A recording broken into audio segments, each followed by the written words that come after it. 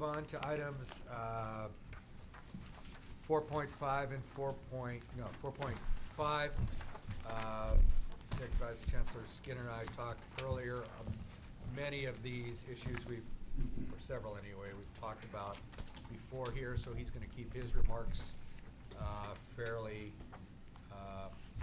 brief. Go ahead, Eric. Sure. Good afternoon, President Himmelstein, Chancellor Scott, members of the board.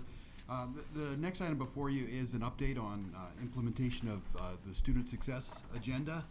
And as President Himmelstein pointed out, it's already been a major topic of conversation today in both the legislative report that Vice Chancellor Garcia presented, in addition to the enrollment priority conversation earlier today. So I will just kind of give a kind of high-level overview and then see if there are any specific questions.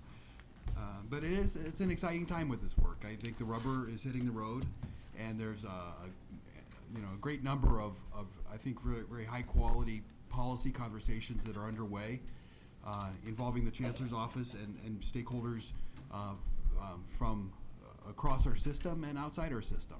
And so I think there's a kind of some very stimulating developments around this agenda, and it also seems to be resonating in the Capitol with the legislature and with the governor's office. This focus on student success, on completion, on ensuring that our system is using the available resources as effectively as possible to help our students achieve their goals is, I think, it's resonating on many fronts.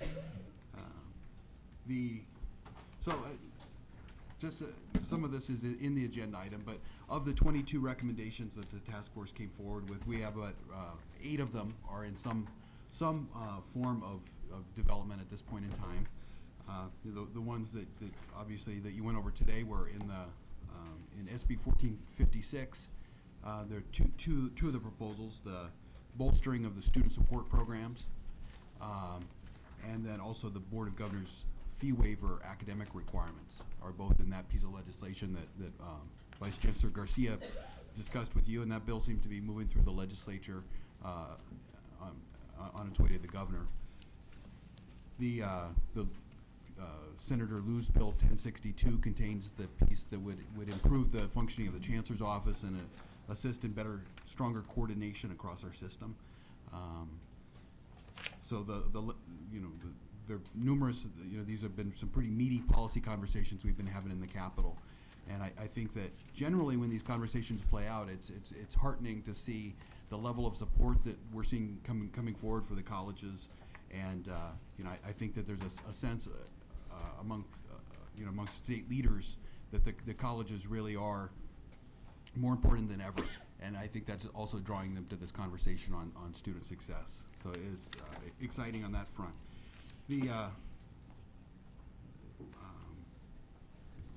Obviously, you spent considerable time on enrollment priorities this morning. The other provisions that I wanted to just quickly touch base on to just give you a heads up that they're underway on the student success scorecard.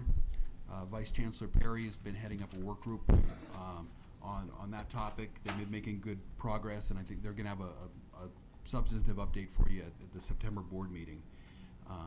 But I think that proposal's on track for implementation in spring of 2013, and so again, that's another one of those kind of cornerstone elements of this task force plan.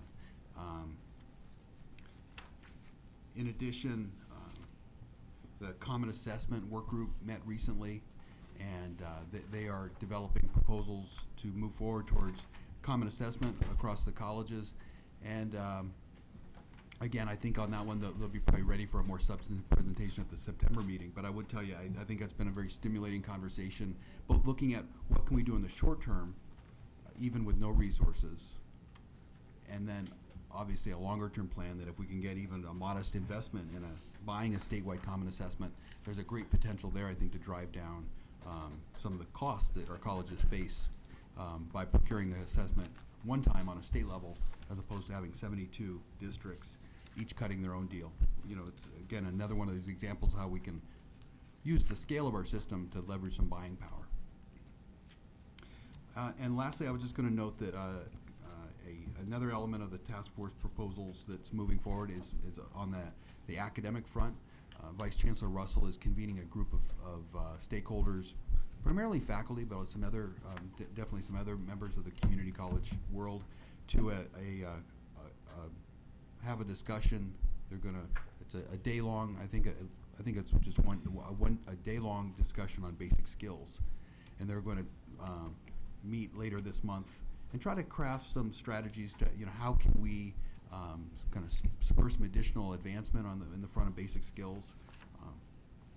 There are some very exciting practices that are taking place all around the state, and I think the conversation that Vice Chancellor Russell is going to try to push forward is how can we leverage those exciting reforms that are underway to even greater benefit for the system, both in terms of kind of spotlighting and disseminating best practices, and perhaps they'll come up with some other ideas as well. But I think that's going to be a very exciting conversation. And so, again, I think there'll be more to report on that at your September meeting. So there's a lot underway, and I'd definitely be happy to field any questions you have. Members? Eric, thanks for your terrific work as